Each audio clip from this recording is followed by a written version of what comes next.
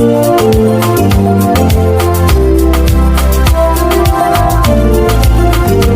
and gentlemen, welcome. My name is Peter Oluoch, a stock market researcher and investor. I talk to people about the stock market, telling them to save, invest, and grow wealth.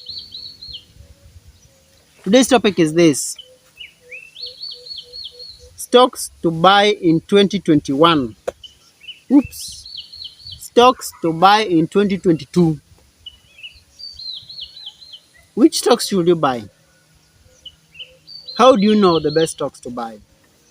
I'm borrowing the wisdom from Jim Cramer. He's an American multimillionaire. He made nearly 500 million in the stock market. Jim Cramer says this: if he wants to buy stocks, he picks stocks that are also being picked by the fund managers and the institutional investors. He doesn't pick these stocks that doesn't have institutional investors. He picks stocks that is picked by the Wall Street insiders. This is what he says.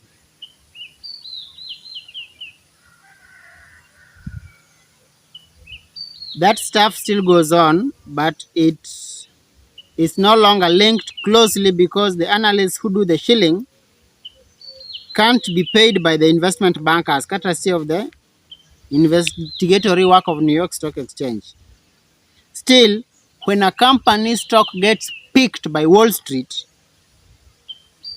or gets picked by a major investment firm, that stock is going to go up higher and higher and higher. So this is what you need to do. You need to study these stocks. Look at their annual reports. In the annual reports, they list who are the big buyers. Who are the big buyers? If the big buyers are the fund managers, if the big buyers are the investment banks, if the big buyers are the pension schemes, if the big buyers are big people, buy that stock. These stocks are Safaricom, buy. Equity, buy. KCB, buy. Coop, buy. Absa, buy. Buy those stocks. After a while, they'll go up. The big five: East African breweries, buy. Jubilee Insurance, buy. BAT, buy. Those are the top 5 stocks you should buy in 2022 to get assured returns. If you're new to this channel, subscribe. If you're not in our Telegram group, join our Telegram group. That's where we talk about the stock market 24/7, guiding you on the stocks to buy and sell.